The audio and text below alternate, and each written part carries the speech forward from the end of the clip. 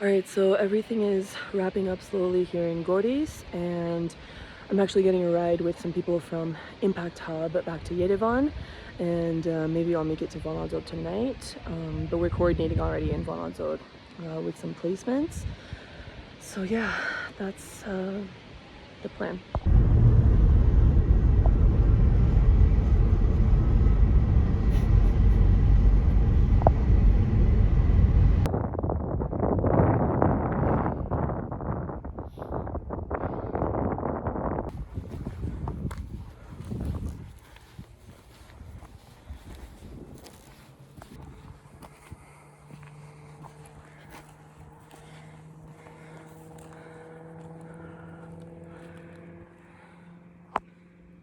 Alright, it's October 2nd. I'm back in Vanadzor.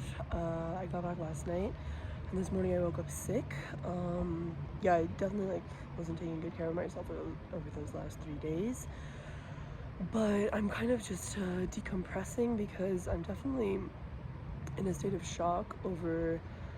Honestly, it was only 12 hours of intensity that I witnessed, and I cannot begin to fathom what the volunteers have witnessed that were there since the start of the flow of the exodus from Artsakh. The last night that we were there, we just went to Red Cross and we sat with the volunteers and we just listened to them. A lot of listening was happening also with the Artsaksis in the previous day, because people just really need to unload. And I feel like I'm doing that here with this camera that I'm holding. But basically, one of the volunteers was telling us about the night that, we were dealing with all of these old people and invalids because they were among the last to be brought out. It was a disaster because I didn't even realize this as people were coming into the building because they were trying to keep it quiet.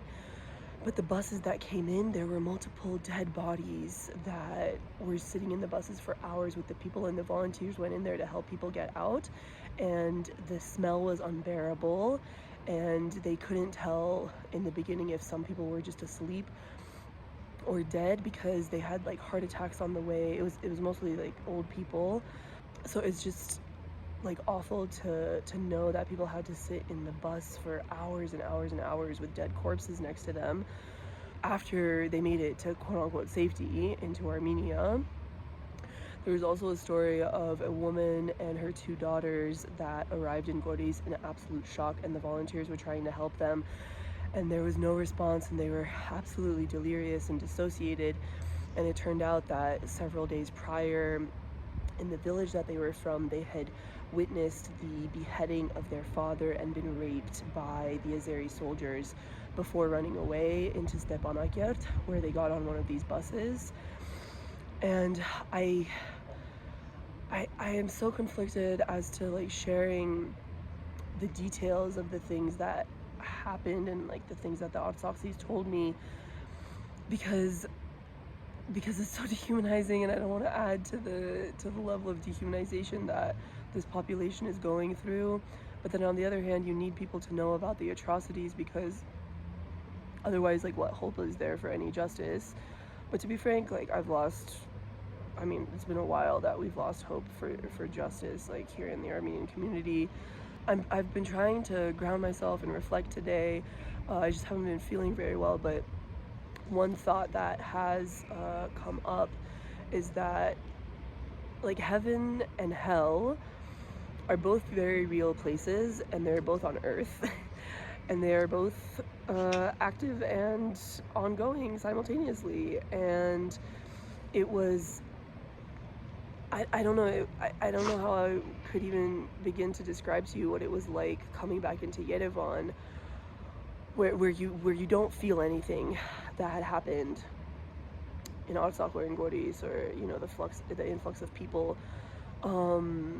It's just very hard to grasp that these two worlds that I witnessed within such a short period of time are on the same planet or even within the same vicinity.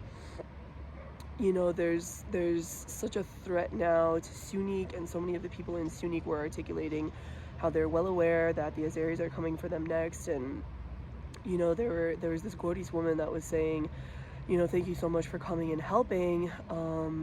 You know, I hope you do the same when we're gonna have to like be exiled out of here. And so the population in Goris, I think they are well aware. I mean, how could they not be, of the threat of this land? And honestly, like, all of Armenia is under threat.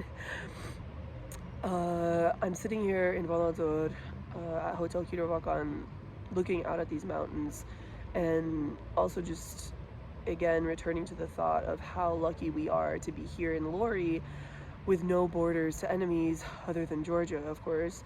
No borders to active enemies, and it's such a privilege to be here because, damn, like driving into Yerevan, you're looking left and right. You look right, it's Armenia. You look left, it's Turkey. You know what I mean? Like these are proximities that make it very hard to forget the existential threat to this nation.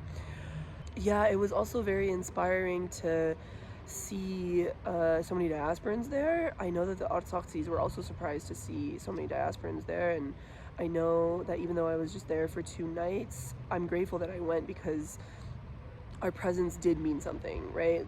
Like there are just these small little sparks of, okay, you are not completely forgotten or you're not completely uncared for.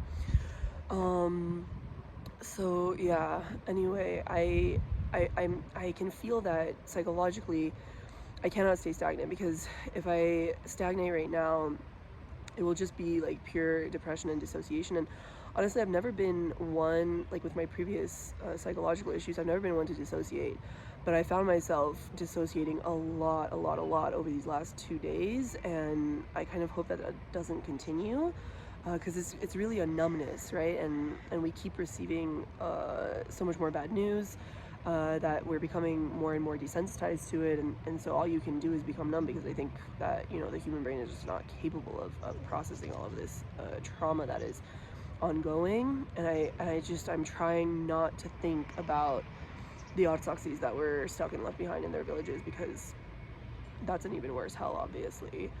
If you have an inclination to donate, I'm recommending All for Armenia, Viva Fund, Frontline Therapists, and HDIF. Those are just ones that I'm well aware of that are very active and efficient. There are plenty of others that I just didn't interact with that directly.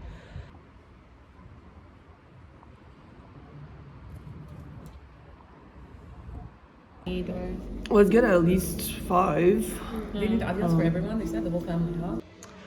Okay, friends, it's the 6th of October, and we are currently at Loft, which is a co-working space here in Vanadzor, where they are gathering a lot of humanitarian and aid, and we are going through the boxes that have been gathered here, and coordinating it with the list of like what everybody requested yesterday, such that we don't buy things that are extra, and then we will go on our shopping trip. And yeah, and you can see that we're like a team of 4 right now. We're just a very like informal gathering of friends. It's me, Lucine, Sof, and Talin. Sof and Talin moved to Vanadzor at the beginning of this summer. French Armenian, Lebanese Armenian. Luz and I live here in Vanadzor. You know me, I'm a Canadian Armenian, and Luz is a Vanadzor Armenian. It's been a very fun experience also, like in terms of our communication, because we all speak 4 very different versions of Armenian, and communicating with the Artsaksis has also been really, really interesting and eye-opening as to like how all of our languages overlap in very interesting ways. So yeah, so we're going through these clothes now, and then I'll keep you posted on our next stops throughout the day before we go for the deliveries. Ինչ-որ դարոն գտնանք Դանիել, ցնենք, արդեն արա դարոնից երթակ, հետո հատ ավելորդով կողու Friends and family discount, ոչ, շատ հավես է, ապրեկնես, հաջողություն.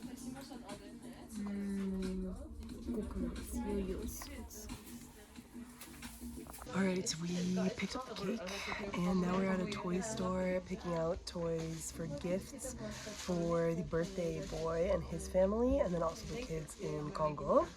And we'll head over there now. I also got some bumpers for this one woman that we know who's like all alone with her child, but she's already been placed in an apartment. So she's got her housing covered, but she needs help with the bumpers, and we'll probably go there afterwards. We are not managing to get the winter boots today. today because it took longer than we anticipated to sort through the clothing, but we'll probably do winter boot shopping tomorrow. They wanted Google from me. Google? They were asking for Google from us. It's funny. What Google?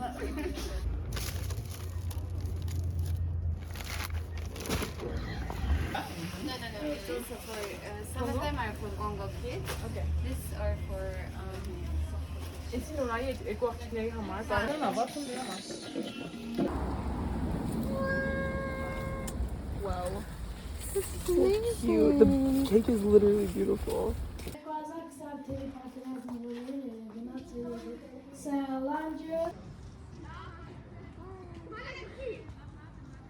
Okay, we've currently arrived and we're helping her with 1 month's rent of 80,000 dirham because there's a bit of a lag happening in the government support, but the government will continue paying for her rent onwards.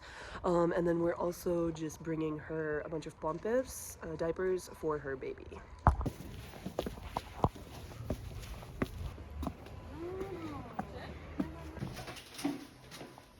Okay, put the pompous together. Okay, so we just left Lucina's house and we met her beautiful baby Tigran. We delivered the 1 month's rent money and diapers for them. Okay, we freaked out. Well, we didn't freak out. We were confused when she opened the door because basically a child opened the door. I don't know how old she is, but she looks like she's 16.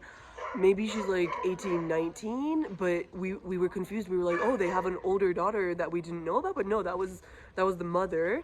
So anyway, and then she has also like a very young husband. So she got married to a husband from Martuni, but she is originally from Askeran. So anyway, we also told her about the government programs that are available for her to continue receiving support for rent, but because she wasn't aware of them yet, we covered this month's rent. So thank you to all of your donations for giving us the opportunity to help, this one family. Where are we? We're in like some random neighborhood of Vanadzor.